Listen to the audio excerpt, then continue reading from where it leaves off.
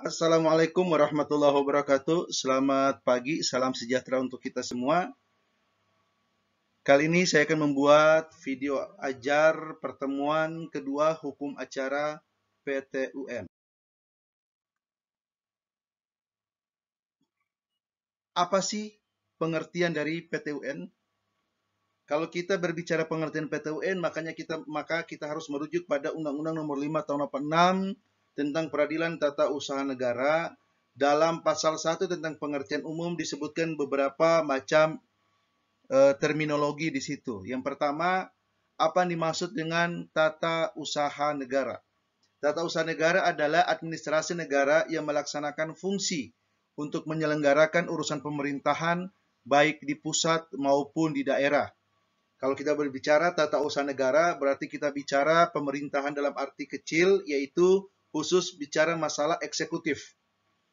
Yang kedua, badan atau pejabat tata usaha negara adalah badan atau pejabat yang melaksanakan urusan pemerintahan berdasarkan peraturan perundang-undangan yang berlaku. Badan atau pejabat tata usaha negara berarti organnya, yaitu badan atau pejabat atau subjek yang melaksanakan urusan pemerintahan berdasarkan peraturan perundang-undangan yang berlaku. Keputusan tata usaha negara adalah suatu penetapan tertulis yang dikeluarkan oleh badan atau pejabat tata usaha negara yang berisi tindakan hukum tata usaha negara yang berdasarkan peraturan perundang-undangan yang berlaku bersifat konkret, individual, final, yang menimbulkan akibat hukum bagi seseorang atau badan hukum perdata. Inilah yang menjadi objek PT-UN, yaitu keputusan tata usaha negara yang dalam bahasa Belandanya disebut dengan beziking.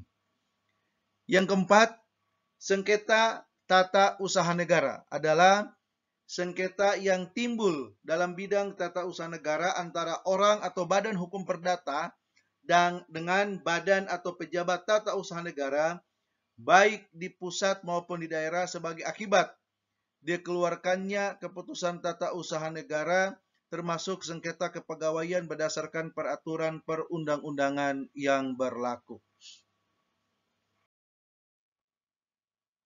PT-UN adalah lembaga pengadilan yang berwenang untuk menyelesaikan permasalahan terkait sengketa tata usaha negara yang timbul dalam bidang tata usaha negara antara orang atau badan hukum perdata dengan badan atau pejabat tata usaha negara baik di pusat maupun di daerah sebagai akibat dikeluarkannya keputusan tata usaha negara termasuk sengketa kepegawaian berdasarkan peraturan perundang-undangan yang berlaku. Dari pengertian PT-UN di sini, maka ada beberapa clue yang bisa kita ambil. Yang pertama adalah siapa yang menjadi subjek dalam PT-UN. Kalau kita lihat, kalau menjadi subjek dalam PT-UN yaitu antara orang atau badan hukum perdata.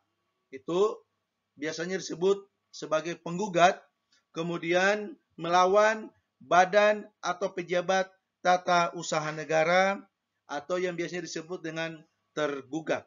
Jadi kalau kita bicara PT-UN, cuma ada dua subjek di sini, yaitu yang pertama orang atau badan hukum perdata melawan badan atau pejabat tata usaha negara, baik di pusat maupun di daerah, termasuk menyangkut sengketa kepegawaian. Nah, itu yang disebut dengan lembaga pengadilan berwenang untuk menyelesaikan permasalahan sengketa tata usaha negara. Nah, tadi saya sudah singgung, kalau bicara subjek PT-UN, berarti kita bicara siapa yang menjadi penggugat dan siapa yang menjadi tergugat. Dalam PT-UN, yang selalu menjadi penggugat adalah orang perorangan atau badan hukum perdata yang terkena atau merasa kepentingannya dirugikan oleh keputusan tata usaha negara yang dikeluarkan oleh badan atau pejabat tata usaha negara. Jadi penggugat selalu adalah orang atau badan hukum perdata, kemudian yang selalu menjadi tergugat adalah badan atau pejabat tata usaha negara yang mengeluarkan beziking. Kalau dalam bahasa sederhananya, yang selalu menjadi penggugat adalah rakyat atau bawahan, sedangkan yang selalu menjadi tergugat adalah pemerintah atau atasan yang mengeluarkan besiking. Nah, kalau kita bicara tentang keputusan tata usaha negara, berarti kita bicara tentang produk pemerintah. Keputusan tata usaha negara itu disebut dengan besiking. Bahasa Belandanya disebut dengan besiking. Nah, selain besiking, ada juga produk pemerintah yang disebut dengan regeling. Dalam hal ini, antara besiking dan regeling itu tidak sama. Kalau kita bicara PT-UN, berarti kita bicara keputusan tata usaha negara yang bersifat besiking. Artinya yang seperti tadi pengertian sebelumnya bersifat konkret, individual, final. Sedangkan kalau bicara regeling, itu bukan kewenangannya PT-UN. Tapi kalau kita bicara regeling, itu kewenangannya adalah Mahkamah Konstitusi atau Mahkamah Agung melalui proses judicial review. Jadi kalau kita bicara PT-UN, fokus kita adalah besiking atau keputusan tata usaha negara yang bersifat konkret, individual, dan final. Nah, apakah semua besiking adalah objek PT-UN? Semua objek PT-UN adalah besiking. Artinya, yang menjadi dasar gugatan di PT-UN adalah selalu menjadi objek PT-UN adalah keputusan tata usaha negara atau besiking. Tetapi, jika dibalik, tidak semua besiking adalah objek PT-UN. Sekali lagi saya ulang, semua objek PT-UN pasti besiking. Tapi tidak semua besiking itu bisa menjadi objek PT-UN. Kenapa? Karena ada beberapa besiking yang tidak bisa dijadikan sebagai objek PT-UN. Padahal besiking, tetapi dia tidak menjadi objek PT-UN. Nah, sebelum kita membahas apa saja besiking yang tidak menjadi objek PT-UN, maka kita harus kuatkan dulu pemahaman kita tentang keputusan tata usaha negara atau besiking. Besiking adalah penetapan tertulis yang dikeluarkan oleh badan atau pejabat tata usaha negara yang berisi tindakan hukum tata usaha negara berdasarkan peraturan perundang-undangan yang bersifat konkret, individual, final, yang menimbulkan akibat hukum bagi seseorang. Jadi, ada beberapa indikator sesuatu kebijakan itu disebut besiking. Yang pertama, tertulis, dikeluarkan oleh badan atau pejabat tata usaha negara yang berisi tindakan hukum dari pejabat tata usaha negara, bersifat konkret, individual, final, dan menimbulkan akibat hukum bagi orang lain. Nah, saya sudah singgung sebelumnya bahwa semua objek PT-UN adalah besiking. Tapi tidak semua besiking adalah objek PT-UN. Apa saja besiking yang tidak masuk objek PT-UN? Maka berdasarkan pasal 2 Undang-Undang Nomor 5 Tahun 86 tentang Peradilan Tata Usaha Negara ditegaskan beberapa besiking yang bukan menjadi objek PT-UN. Yang pertama, keputusan tata usaha negara yang merupakan perbuatan hukum perdata. Ini besiking kalau dilihat dari indikatornya. Tertulis, kemudian konkret, individual, final. Ya, kalau dilihat dari indikatornya, ini termasuk besiking. Tetapi, tidak menjadi objek PT-UN karena ada lembaga pengadilan yang berhak untuk mengadili terkait dengan masalah perbuatan hukum perdata, yaitu pengadilan perdata. Contoh keputusan tata usaha negara yang merupakan perbuatan hukum perdata adalah besiking wali kota menunjuk stafnya untuk melakukan jual beli terkait perluasan areal perkantoran pemerintahan. Besiking, yes, tapi karena menyangkut perbuatan hukum perdata, maka dia bukan menjadi objek dari PT-UN, tapi ini menjadi objek dari peradilan perdata. Oke. Yang kedua, keputusan tata usaha negara yang merupakan pengaturan yang bersifat umum. Kalau ini berarti bertentangan dengan indikator basiking, yaitu bersifat individual. Tadi kita udah bahas bahwa basiking itu indikatornya salah satunya konkret, individual, final. Sedangkan ini merupakan pengaturan yang bersifat umum, sehingga walaupun basiking tapi bukan menjadi objek PT UN. Yang ketiga, keputusan tata usaha negara yang masih memerlukan persetujuan. Ini sama, tidak sesuai dengan indikator basiking, yaitu bersifat final. Ini masih memerlukan persetujuan, jadi bukan masuk menjadi objek PT UN. Yang keempat, keputusan tata usaha negara yang dikeluarkan berdasarkan ketentuan Kitab Undang-Undang Hukum Pidana atau Kitab Undang-Undang Hukum Acara Pidana atau peraturan perundang-undang lain yang bersifat hukum pidana. Ini jelas. Walaupun dia basiking, tapi karena ini ranahnya berkaitan dengan hukum acara pidana, maka ini bukan menjadi ranah dari objek PT UN. Kenapa? Saya kasih contoh. Ketika penyidik menetapkan status seseorang menjadi tersangka, apakah itu basiking? Jelas. Penetapan tertulis, konkret, individual, final. Tetapi ingat, ketika basiking itu dibawa ke PT UN, pasti PT UN akan menolak. Kenapa? Karena ada lembaga lain yang berhak untuk mengadilinya, yaitu pra peradilan. Sehingga apapun basiking, tapi kalau berkaitan dengan ranah pidana seperti penetapan tersangka, penetapan penggeledahan, penetapan penyitaan, penetapan penahanan dan sebagainya dalam ruang lingkup hukum pidana, maka itu masuk menjadi objek pra peradilan, bukan menjadi objek PT UN. Oke, kemudian keputusan tata usaha negara yang dikeluarkan atas dasar hasil pemeriksaan badan peradilan berdasarkan ketentuan peraturan perundang-undangan yang berlaku. Nah, ini agak sulit kalau tidak dipahami secara benar. Saya kasih contoh. Seseorang notaris karena melakukan sebuah tindak pidana dan dinyatakan melakukan kesalahan, dihukum secara pidana, dan putusan sudah inkrah, maka berdasarkan putusan yang sudah inkrah itu, Kementerian Hukum dan HAM kemudian mengeluarkan basiking untuk mencabut izin praktek notaris tersebut.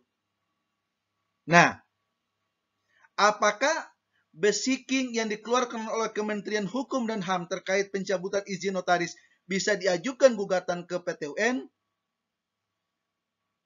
Dalam pasal ini dikatakan basiking itu tidak menjadi objek PT UN. Kenapa?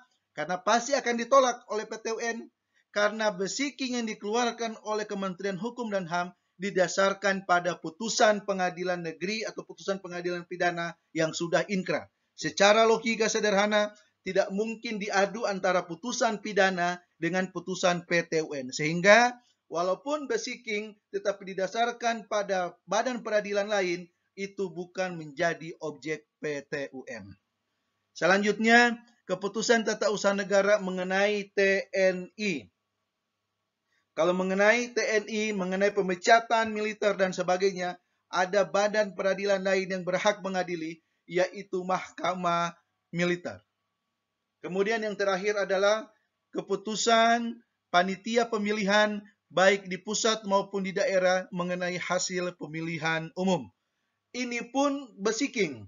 Tetapi ketika diajukan gugatan ke PT UN pasti ditolak. Kenapa? Karena ada lembaga yang berhak mengadili, yaitu Mahkamah Konstitusi. Mahkamah Konstitusi salah satu tugasnya adalah melakukan pemeriksaan dan memutuskan mengenai sengketa perselisihan terkait pemilihan kepala daerah atau pemilihan anggota legislatif baik di pusat maupun di daerah.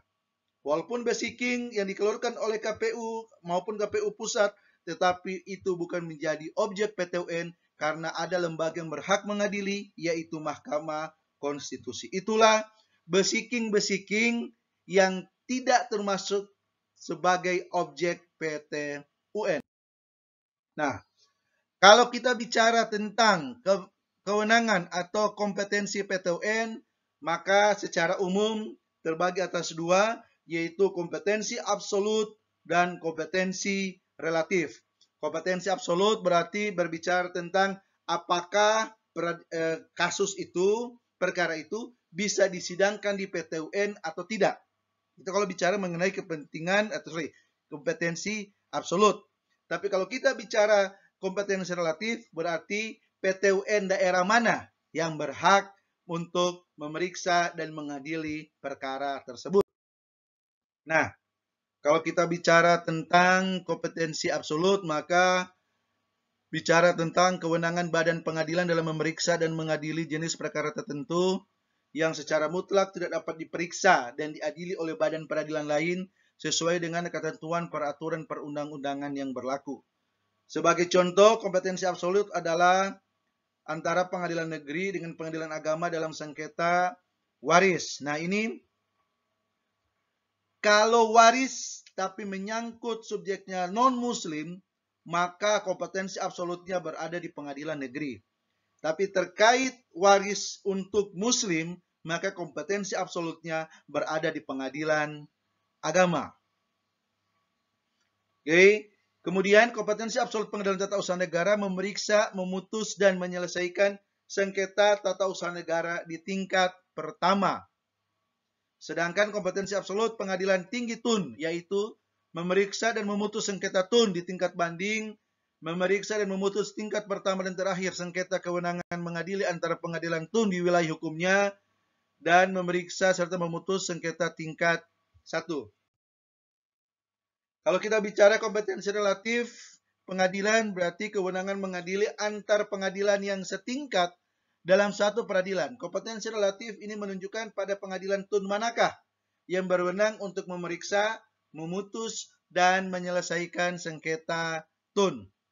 Pada prinsipnya, kompetensi relatif PT UN didasarkan pada asas actor sequitur forum rei, sama seperti pada hukum acara perdata. Pada prinsipnya, gugatan diajukan di PT UN tempat kediaman tergugat dengan pengecualian diatur dalam pasal 54 Undang-Undang Peradilan Tata Usaha Negara. Jadi, konsep kompetensi relatif PT UN sama seperti kompetensi relatif di acara perdata, yaitu actor sequitur forum rei. Tetapi ada beberapa pengecualian, sama seperti perdata dalam pasal 118 HR, aktor sequitur forum rei itu bisa disimpangi ketika menyangkut beberapa permasalahan terkait masalah letak objek atau adanya pilihan forum. Nah, sedangkan kalau dalam peradilan tata usaha negara, asas pokoknya adalah aktor sequitur forum rei, tetapi ada pengecualian yang diatur dalam pasal 54 Undang-Undang Peradilan Tata Usaha Negara. Jika kita berbicara tentang asas-asas dalam PT UN, maka ada beberapa asas-asas dalam PT UN yang membedakan antara PT UN dengan hukum acara lainnya. Pertama, asas praduga rehmatik yang mengandung makna bahwa setiap tindakan penguasa selalu harus dianggap benar sampai ada pembatalannya. Dengan asas ini, gugatan tidak menunda pelaksanaan keputusan tata usaha negara yang digugat. Jadi kalau dalam PT UN berlaku asas bahwa apapun kebijakan pemerintah dianggap benar sebelum ada putusan pengadilan yang membatalkan produk tersebut. Ini mirip dengan asas praduga tidak bersalah yang dianut dalam hukum acara pidana. Kemudian, yang kedua, asas keaktifan hakim atau dominius litis. Keaktifan hakim dimaksudkan untuk mengimbangi kedudukan para pihak yang tidak seimbang. Pihak tergugat adalah badan atau pejabat tata usaha negara yang tentu menguasai betul peraturan perundang-undangan yang berkaitan dengan kewenangan dan atau dasar dikeluarkan keputusan yang digugat. Sedangkan pihak penggugat adalah orang perorangan atau badan hukum perdata dalam posisi lemah, karena belum tentu mereka menguasai betul peraturan perundang-undangan yang dijadikan dasar untuk dikeluarkannya keputusan yang digugat. Kalau kita bicara tentang asas keaktifan hakim, maka PT UN ini sama seperti hukum acara pidana. Dalam hukum acara pidana, hakim bersifat aktif karena yang dicari adalah kebenaran material. PT UN kalau kita lihat secara luar, secara fisik, maka PT UN ini sama seperti hukum acara perdata. Jadi kalau kita ibaratkan buah alpukat, maka kulitnya ini hukum acara PT UN sama seperti hukum acara perdata. Apa buktinya, Pak? Tahapannya sama. Gugatan, jawaban, replik, duplik, pembuktian, kesimpulan, putusan. Sama antara PT UN dengan hukum acara perdata. Subjeknya juga sama, penggugat, tergugat. Tapi ketika kita bicara isi, maka PT UN lebih condong kepada hukum acara pidana. Apa buktinya? Karena menyangkut posisi para pihak yang tidak sama. Satu sisi penggugat adalah warga masyarakat atau bawahan, sedangkan satu sisi tergugat adalah atasan atau pemerintah yang posisinya lebih kuat daripada penggugat, maka dibutuhkan keaktifan seorang hakim dalam memeriksa dan memutus perkara. Artinya apa? Ketika hakim bersifat pasif layaknya hukum acara perdata, maka akan sulit tercapai keadilan. Oleh karena itu, walaupun luarnya seperti hukum acara perdata, tapi dilihat dari materialnya, hukum PT UN sama seperti hukum acara pidana, yaitu hakim harus bersifat aktif dan kebenaran yang dicari adalah kebenaran material. Kenapa? Karena posisi para pihak tidak sama. Di pidana posisi para pihak juga tidak sama. Korban kepentingannya diwakili oleh jaksa sebagai representatif dari negara. Posisinya lebih tinggi daripada terdakwa. Sehingga dalam hal ini karena ada kesenjangan posisi para pihak, maka hakim harus bersifat aktif dan harus mencari kebenaran material. Asas pembuktian bebas hakim yang menetapkan beban pembuktian. Nah, ini salah satu ciri khas dari hukum acara PT UN bahwa beban pembuktian tergantung majelis hakim. Berbeda halnya dengan hukum acara perdata dan hukum acara pidana. Dalam asasnya, ketika kita bicara hukum acara perdata dan hukum acara pidana, ada asas yang mengatakan siapa yang mendalilkan, dia yang harus membuktikan. Siapa yang menjadi penggugat dalam hukum acara perdata, maka beban pembuktian ada di tangan penggugat. Siapa yang menjadi penuntut umum dalam hukum acara pidana, maka beban pembuktian ada di tangan jaksa penuntut umum. Siapa yang mendalilkan, dia yang harus membuktikan. Hal ini tentu saja berbeda di PT UN. Di PT UN, walaupun mengajukan gugatan adalah rakyat atau bawahan, tetapi beban pembuktian tergantung majelis hakim. Bisa saja beban pembuktian diletakkan majelis hakim kepada tergugat, bukan kepada penggugat yang mengajukan gugatan. Jadi sekali lagi, beban pembuktian dalam PT UN bebas tergantung majelis hakim. Yang keempat adalah putusan pengadilan yang mempunyai kekuatan mengikat atau erga omnes. Artinya apa? Bahwa putusan PT UN itu mengikat siapa saja, walaupun tidak tercantum dengan tegas dalam isi putusan tersebut. Berbeda halnya dengan hukum acara perdata. Putusan hukum perdata, pengadilan perdata, hanya mengikat secara tegas terhadap pihak-pihak yang disebutkan secara tegas dalam putusan tersebut. Artinya, di luar pihak-pihak yang tersebut dalam putusan tersebut, itu tidak mempunyai hubungan atau tidak terikat dengan putusan perdata. Tetapi dalam putusan PT UN, walaupun yang tercantum dalam namanya, tercantum dalam putusan itu hanyalah penggugat dan tergugat, tetapi pihak lain yang tidak tercantum dalam putusan juga itu juga terikat terhadap isi putusan PT UN. Itulah yang membedakan kekuatan mengikat putusan PT UN dengan putusan perdata. Materi terakhir hari ini terkait dengan sumber hukum mengenai hukum acara PT UN. Jika kita bicara sumber hukum acara PT UN, maka rujukan utama kita adalah Undang-Undang Nomor 5 Tahun 86 tentang Peradilan Tata Usaha Negara yang ada perubahannya tentang dalam sesuai dengan Undang-Undang Nomor 9 Tahun 2004 tentang perubahan Undang-Undang Nomor 5 Tahun 86 tentang Peradilan Tata Usaha Negara, serta ada peraturan pemerintah nomor 41 tahun 91 tentang pembentukan peradilan tata usaha negara. Masih banyak aturan-aturan yang bisa menjadi sumber hukum dari hukum acara PT UN. Tapi yang menjadi rujukan utama dari sumber hukum acara PT UN adalah Undang-Undang Nomor 5 Tahun 86 tentang Peradilan Tata Usaha Negara. Sedikit berbeda dengan hukum acara perdata dan hukum acara pidana. Kita tahu kalau kita bicara hukum acara perdata, maka ada dua sumber, yaitu sumber formilnya adalah dalam HIR dan sumber materialnya ada dalam BW atau Kitab Undang-Undang Hukum Perdata.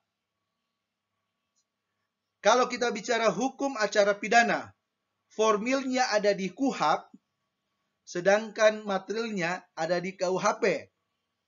Tapi kalau kita bicara hukum acara PT UN, baik material maupun formilnya terdapat dalam Undang-Undang Nomor 5 Tahun 1986 tentang Peradilan Tata Usaha Negara. Ini khusus untuk acara di tingkat pertama.